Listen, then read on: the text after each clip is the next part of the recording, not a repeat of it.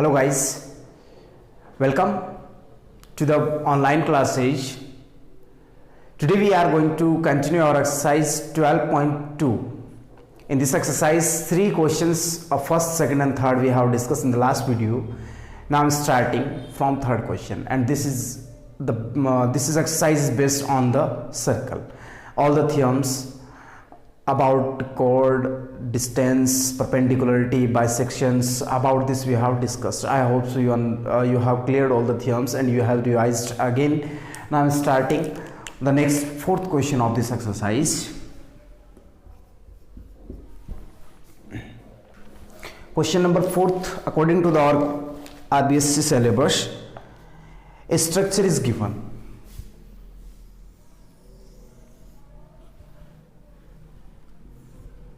In which 2 chords are there. First is AB and second is CD. 2 chords are there. First is AB and second is CD. Both are intersecting at the point E. Let's suppose this is the point E, and which is the intersection point of both the chords. After it, these both the chords are equal. It is given that AB is equals to CD. What we have to prove that arc DA is equals to arc CB. हमें क्या prove करना है?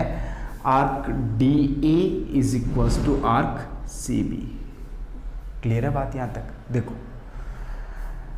हम यहां से ये बोल सकते हैं, पहले तो देखो इसको ज्वाइन करवा दो.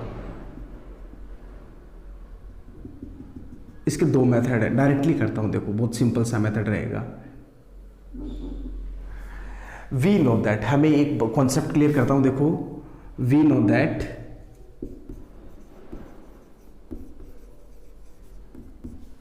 Equal chords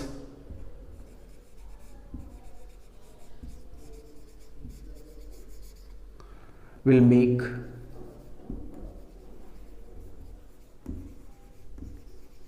equal arcs. If the 2 chords are equal, then the formed arc by these chords will also be equal to each other. It means हम ये बोल सकते हैं arc ADB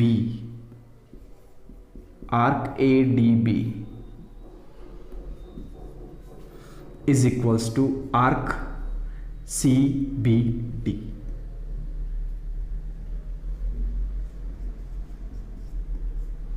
this is the symbol of arc. ये जो curve जो structure denote करते हैं, या तो आर्क लिख दो पहले ARC से, या फिर आप ये सिंबल डिनोट करो, तो सिंबल ज़्यादा स्मूथ रहता है.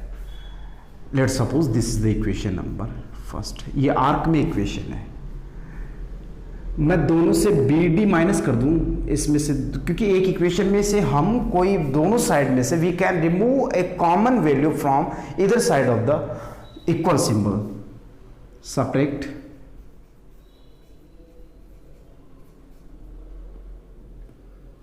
आर्क BD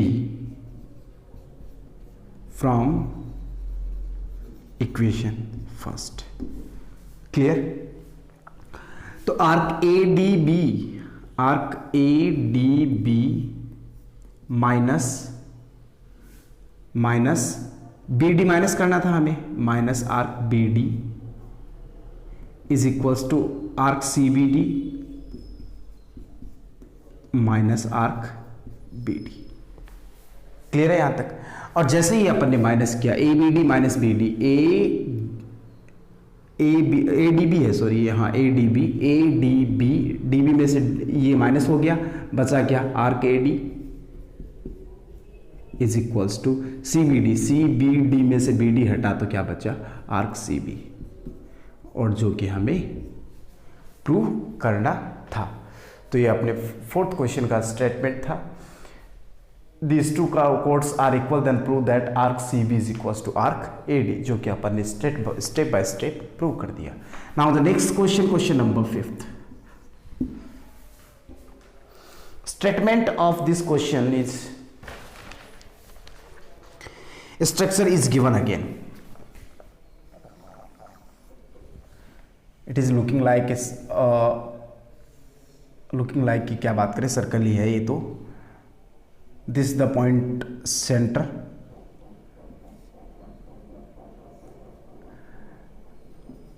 एम एन, और ये यहाँ पे परपेंडिकुलर्स ड्रॉ किए गए हैं, ये परपेंडिकुलर है सेंटर से कॉर्ड पे। A B and C D are these two chords. In this statement, AB and CD are two equal chords of a circle. O is the center of the circle. OM is perpendicular on OAB and ON is perpendicular on CD. Then prove that angle OMN is equals to angle ONM. Angle OMN is equals to angle ONM. देखो, हमें ये angle इसके equal prove करना है. How will we do? It is here. It is given that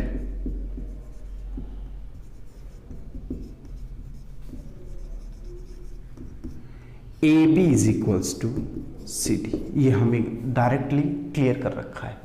It is given that AB is equals to CD, and we know that हम क्या जानते हैं? हम ये जानते हैं equal chords are equidistant from the center.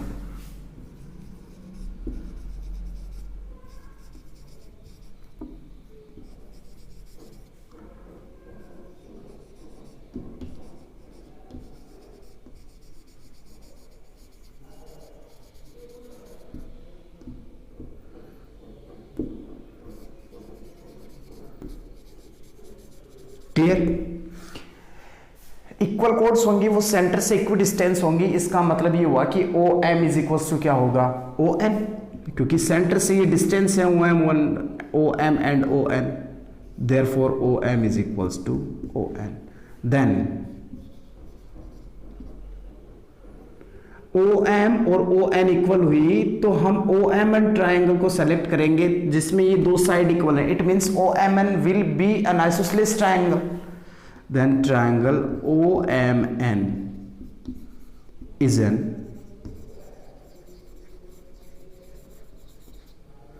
isosceles triangle, and in any isosceles triangle the opposite angle of the equal side will be equal to each other, and in any isosceles triangle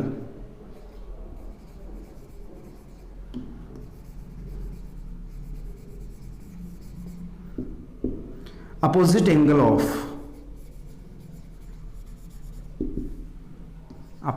angles of equal side will be equal.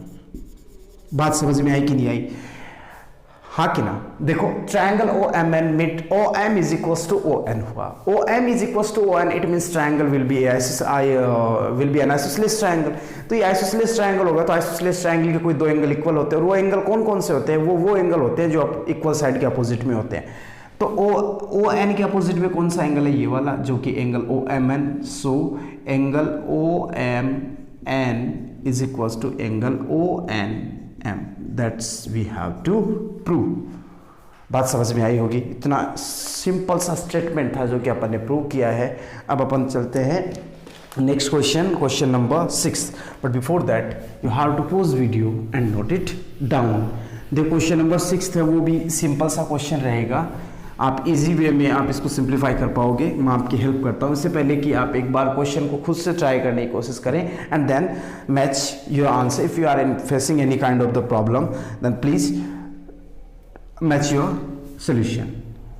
So this is the question number 6. Statement of the question: a structure is given. In this structure, two circles are there. In the given figure, O and O dash. O is the center of this circle and O dash is the center of this one circle. AB parallel to OO dash. AB is a line segment which is in this manner. AB is parallel to this one. तो मैं यहाँ ये symbol mention कर देता हूँ, इससे clear हो जाएगा. AB is parallel to OO dash. After it prove that A B is twice of O dash. हमें क्या प्रूव करना है, ए बी जो है, A B is double of this one, और इसको इससे ज्वाइन भी करवा रखा है इस टाइप से, और ये जो पॉइंट्स हैं ये हैं E D and C, E D and C, इस टाइप से। क्लियर है बात यहां तक? अब चलो करते हैं, देखो कैसे करेंगे हम। हमें ये प्रूव करना है कि ये वाला जो मैटर है ओ डैश है वो ए बी के क्या है, इक्वल है। तो पहले तो हमें ये दे रखा है, it's given that, it is given that, ये कोई थियरम नहीं है, given that A B parallel to O dash. और हमें जो प्रूव करना, चलो वो लिख भी देता हूं, given that to prove, G बड़ा लिख दो फिर capital, what we have to prove, A B is equals to O dash. अब हम प्रूव करेंगे कैसे, है ना,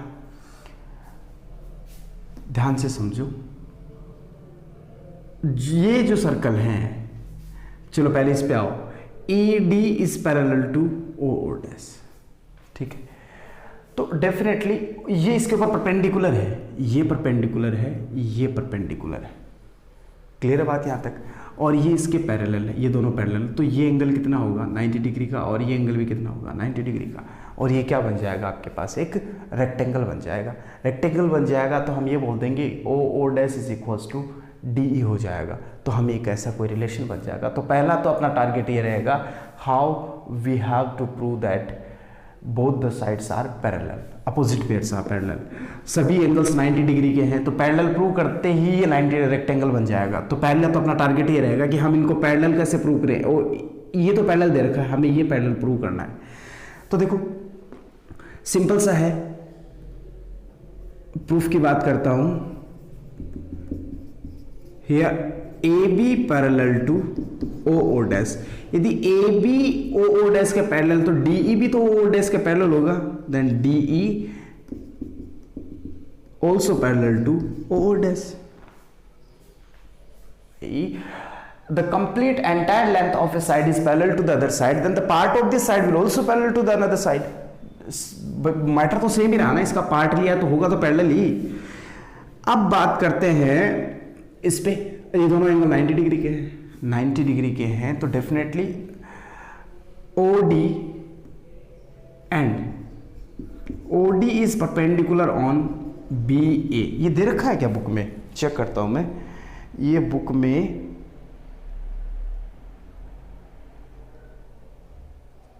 दे नहीं रखा, लेकिन हमें कंसिडर करना होगा, या तो इसको परपेंडिकुलर कंसिडर कर लो या मिड पॉइंट। ये बुक में इनकम्प्लीट क्वेश्चन रहा है, तो या तो इसको परपेंडिकुलर कंसिडर करो या ई और डी मिड पॉइंट होने चाहिए। मिड पॉइंट होंगे तो परपेंडिकुलर होगा, परपेंडिकुलर होंगे तो मिड पॉइंट होगा। क्लियर होना चाहिए था, E is the mid point of B C, D is the mid point of A C, तो लेकिन बुक में नहीं दे रखा, तो हमें कंसिडर करना होगा। O D is perpendicular to B A, तो मैं परपेंडिकुलर कंसिडर कर लेता हूँ, and O dash E is also perpendicular on A B. अब देखो ये भी 90 डिग्री, ये भी 90 डिग्री, अलाइड एंगल का सम 180, तो ये लाइन क्या हो गई, पैरेलल होंगी। तभी पॉसिबल है, यदि 180 है तो ये लाइंस क्या होंगे, पैरेलल होंगे। So O D is parallel to O dash. अब देखो हमें एक नया कॉन्सेप्ट मिला, ऐसे होते ही हमें नया कॉन्सेप्ट मिला, जो कि क्या होगा, तो हमें मिला इन क्वाड्रिलेटरल, देखो ध्यान से देखना, इन quadrilateral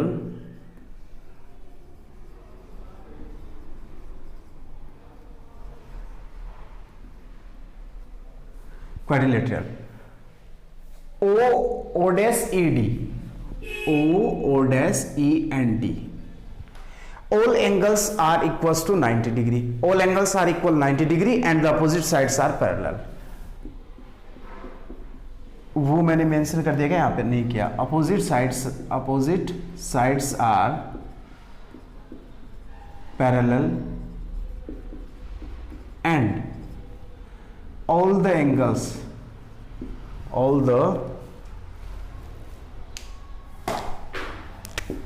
all the angles are 90 degree. Therefore OO dash ED is a rectangle. OO dash ED क्या बना अपने पास? एक रेक्टेंगल बन गया. अब यदि ये रेक्टेंगल हुआ तो अपन यहां से बोल सकते हैं सो अपोजिट साइड क्या होंगी? इक्वल होंगी. OO dash is equal to ED होगा डेफिनेटली.